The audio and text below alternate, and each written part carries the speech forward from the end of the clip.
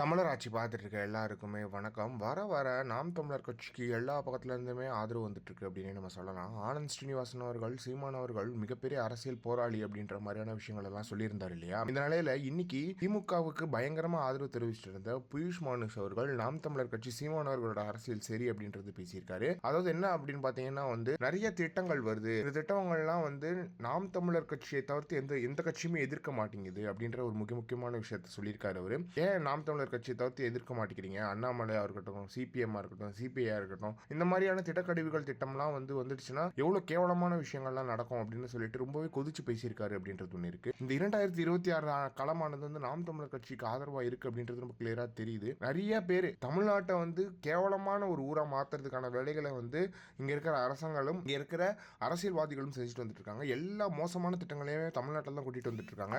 எனவே பியூஷ் மானுஷ் அவர்கள் நாம் தமிழர் கட்சிக்கு ஆதரவா பேசுறது ரொம்ப மகிழ்ச்சியை தருது அப்படின்றது ஒன்று இருக்கு. பியூஷ் மானுஷ் மட்டும் இல்லாம எல்லாருமே நாம் தமிழர் கட்சிக்கு ஆதரவாக தான் பேசிட்டு வந்துட்டு இருக்காங்க. ஒரு பக்கம் விஜய் அரசியலுக்கு வந்தாலுமே விஜய் அரசியல் மொக்க தான் அப்படின்றது ரொம்ப கிளியரா எல்லாருக்குமே தெரியுது. எனவே இந்த அரசியலானது, சீமானோட அரசியலானது மிகப்பெரிய வெற்றி அடையும் அப்படின்றதுக்கு இந்த மாதிரியான சில பேர் பொலிட்டிக்கல் ஐடியாலஜிஸ்ட், அதே மாதிரி இவர மாதிரியான சில பேர் சமூக செயற்பாட்டாளர்கள் சீமான் அவர்களுக்கு ஆதரவு அளிக்கும் போது சீமான் அவர்களுக்கான ஆதரவுன்றது மிக பெருசா வந்துட்டு இருக்கு. எனவே கூடிய சீக்கிரத்தில் ஷாலின் மரியாளரன்ஸ்லாம் நாம் தமிழர் கட்சி மேடையில் பேசின மாதிரி இவங்க எல்லாருமே நாம் தமிழர் கட்சிக்கு ஆதரவு தெரிவிப்பாங்க அப்படின்றது எதிர்பார்க்கலாம். 2026 களமானது நாம் தமிழர் கட்சிக்கு தான் அப்படின்றதுல எந்த ஒரு மாற்றமே கிடையாது. இதை பத்தி நீங்க என்ன நினைக்கிறீங்க அப்படின்றது மறக்காம கமெண்ட் பாக்ஸ்ல சொல்லுங்க.